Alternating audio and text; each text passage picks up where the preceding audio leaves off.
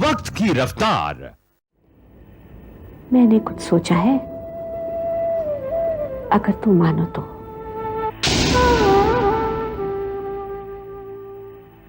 क्या सोचा तुमने?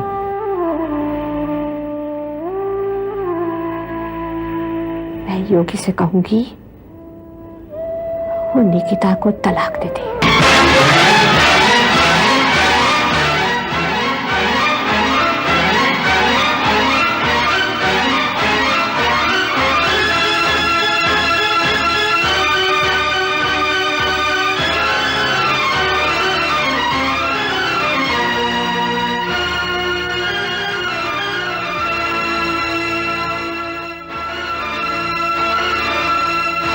यही एक रास्ता है। मैं विलास को भी मनवा लूंगी, वो अब मेरी बात को नहीं ठुकराएगा। एक यही रास्ता रह गया है अब। भाई, ये क्या कह रही हैं आप वक्त के पहिए को उल्टा घुमाना चाहती हैं? ये कैसे मुमकिन है? कोशिश करने में क्या हर्ज है? जो कुछ हुआ उसमें किसी का कोई दोष नहीं। ये तो भगवान की लीला है, किस्मत का खेल है, संजोग की बातें हैं। अगर दोनों भाई इसे प्रभु की इच्छा मानकर मान ले तो चचेरे हैं तो क्या हुआ, है तो भाई ही ना। दोनों भाई? सिर्फ दोनों भाई? और भाभी? क्या भाभी की कोई भावना नहीं है? बाप भाभी एक औरत है, कोई खिलौना नहीं जो आज इसके हाथ से उसके हाथ में, उसके हाथ से इसके हाथ में घूमती रहे। उनके बारे में क्या सोचा आपने? ये तो उसकी तकदीर है बेटी। नहीं बा, अगर तकदीर है तो दोनों की तकदीर है। क्या दोनों भाई अपनी तकदीर का समझौता करते वक्त उनका ख्याल रखेंगे? बताइए पापा, क्या आप इस बात को मानेंगे? बात जो कुछ भी कह रही है इस घर की भलाई के लिए कह रही है।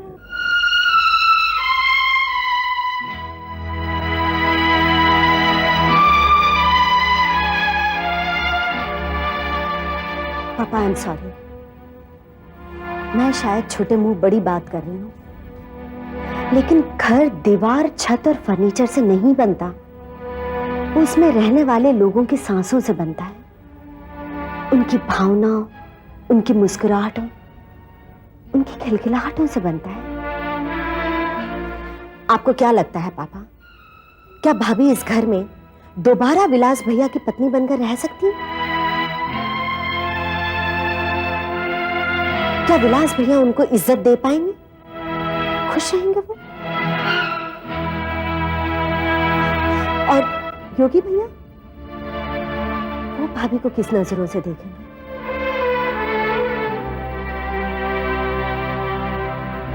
घुट कर रह जाएंगे वो। मानसी, हमने अभी तक कोई डिसीजन नहीं ली है। पापा, डिसीजन की बात तो बहुत दूर रही, मैं इस बारे में सोचने को भी तैयार नहीं। मानसी, मानसी। बात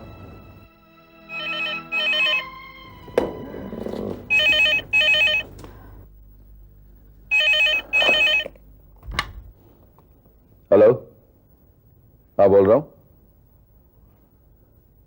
कोर्ट की डेट मिल गई?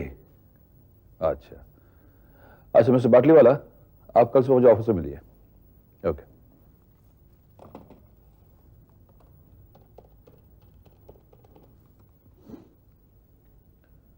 हेलो मंथन, तुम कल सुबह ऑफिस में आ जाना जल्दी। हाँ, कोई खास बात है, वो कोर्ट की डेट मिल गई है।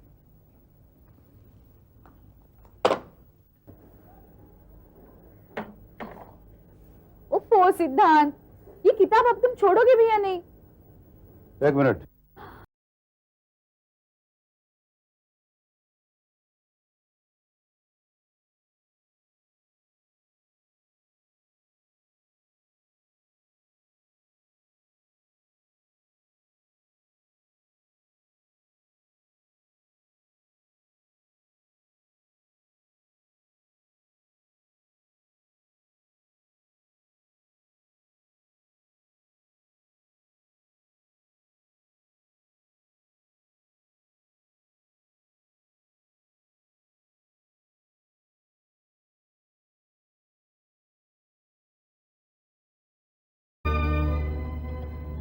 जी हाँ नहीं, मैं आपको बाद में फोन करती हूँ। ओके। लगता है कोर्ट की डेट आ गई है। तुम टेंस क्यों हो रही हो?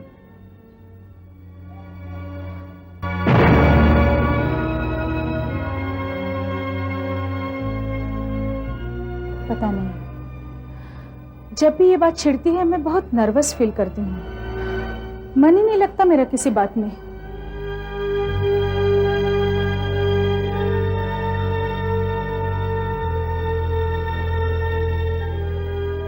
विद्या, उस दिन तुमने अपने मन की पूरी तैयारी कर ली थी।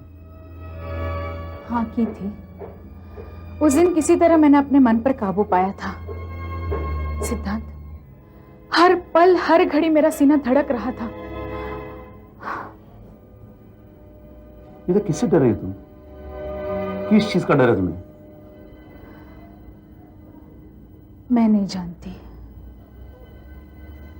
मगर ये सच है कि दबाव सा आ जाता है, बोझ सब महसूस करती हूं मैं। सिद्धांत, उसी दिन सब कुछ क्यों नहीं हुआ? मैं कोर्ट में गवाही देने वाली थी। पूरे आत्मविश्वास के साथ मैंने कोर्ट में कदम रखा था, लेकिन आज फिर कदम लड़खड़ाने लगे हैं। नहीं विद्या, नहीं। तुम्हें फिर उसी कोर्ट में उसी आत्मविश्वास के साथ जाना पड़ेगा। जिस सच्चाई के रास्ते पर तुमने अपने कदम रखे हैं, तुम्हें उसी पर चलना होगा। अपने मन को सच्चाई का वास्ता दो, तुम्हारे कदम नहीं लड़खड़ाएंगे। सच्चाई की शक्ति तुम्हें सहारा देगी। अपनी सारी अच्छाई को तुम्हें इस अग्नि परीक्षा में जांचना होगा। डर क्यों लगता है?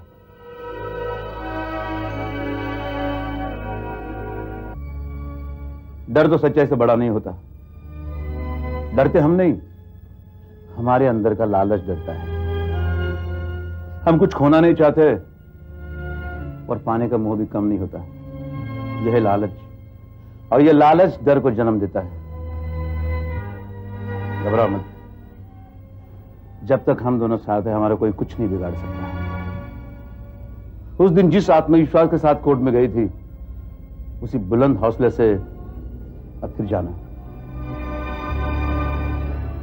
इस बार मैं तुम्हारे साथ चलूंगा।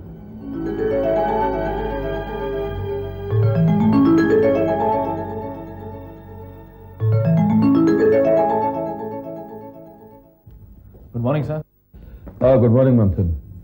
भाई, कल रात वो एडवोकेट बाटली वाला का फोन आया था। अच्छा, क्या कह रहे थे सर? कोर्ट की डेट है।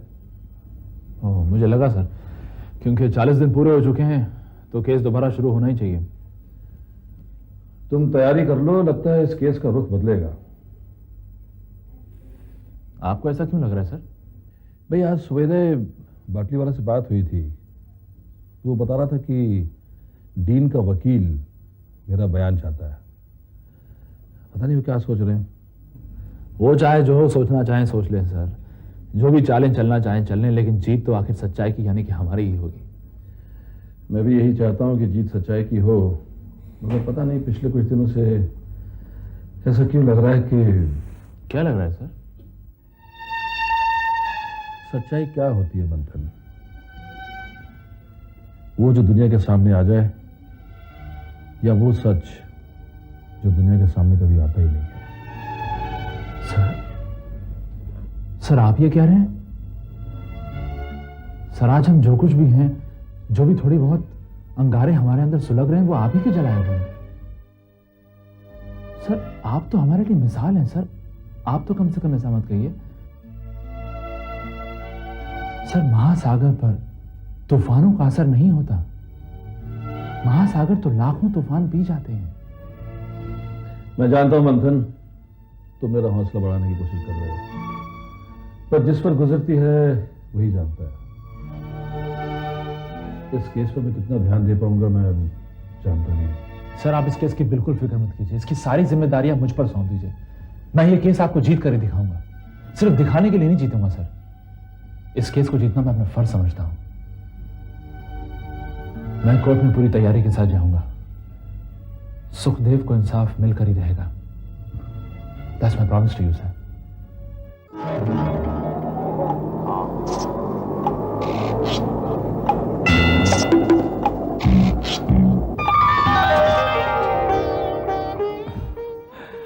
मुबारक हो भाभी, मुबारक हो। भाभी, अब तो आप पूरी सफाई से रिक्शा चला लेती हैं। हाँ नंदू, सब तुम्हारी मेहरबानी है। हाँ, जो चाहे कह लो। ऐसे कीजिए, अपनी जूती निकालकर मेरे सर पर मारिए। ऐसी बात नहीं है नंदू भैया, ये सब तुम्हारे हौसले बढ़ाने से तो हुआ, वरना मैं क्या करती। ये रिक्शा खड़ी रहती, इसकी किस्त नहीं भरी जाती और बैंक वाले इसे उठाकर ले जाते, और मेरे बच्चे भूख के मारे आंख में आंसू भरे रहते और मैं अपनी किस्मत पर रोती रहती। भाभी, असल में तुम हिम्मत वाली हो। ये हिम्मत तुम्हारी दी हुई है। अब बातें छोड़ो भाभी, अब इतना याद रखो कि कल तुम्हारा इम्तिहान है। आरटीओ जाना है आपको, और उसके लिए मन की तैयारी पूरी करो बस। मेरे में पूरा आत्मविश्वास है नंदू, ये परीक्षा मैं जरूर पास हो जाऊंगी।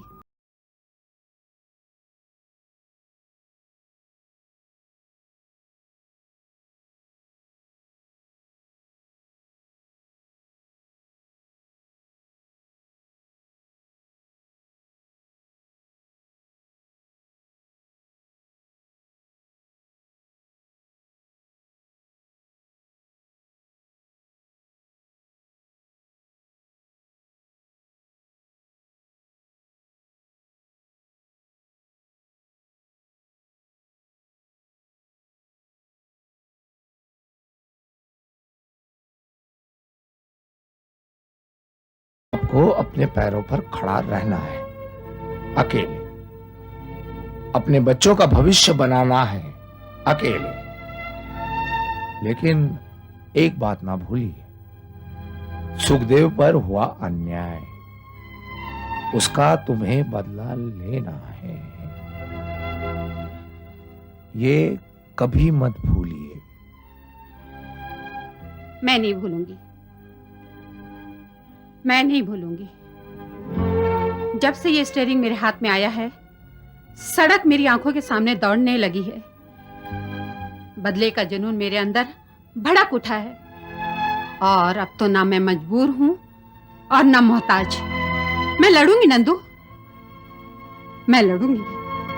वाह भाभी, वाह, ये हुई ना बात। क्या लड़ेगी? कब तक लड़ेगी? सुना है वो आजकल रिक्शा चलाने लगी है। मधुकर, 2 वक्त की रोटी और लंगोटी में गरीब की जिंदगी गुजर जाती है। खाली वक्त में वो सिर्फ सपने देखता है और कहानी खत्म। देखिए डीन साहब, मुझे लगता है कि आप गरीब को कम समझकर उसकी गरीबी का मजाक उड़ा रहे हैं। अजी हुजूर, यही वो लोग हैं जिनके दम पर हम राजनीतिज्ञों की दाल पकती है। तब तो तुम गरीबी को मुझसे ज्यादा जानते हो। क्या लड़ेगी वो मुझसे? देखिए हुजूर, अपने दुश्मन को कभी कमजोर नहीं समझना चाहिए। उसके पीछे वो मंथन और पूरा का पूरा प्रजासत्ताक है। और वो तुम्हारे साहब का ड्राइवर, क्या वो दाढ़ी वाला, क्या नाम है उसका? हाँ, नंदू। वो इस केस में कुछ ज्यादा ही इंटरेस्ट ले रहा है। उसकी फिक्र आप मत कीजिए, क्योंकि उस नंदू का इंतजाम तो मैं कर लूंगा। और हुजूर, रही प्रजासत्ताक की बात, तो वो तो एक ऐसा जहाज है जिसमें इतना बड़ा छेद हो गया है, और वो जहाज कब डूब जाएगा किसी को नहीं मालूम। चलिए। चल।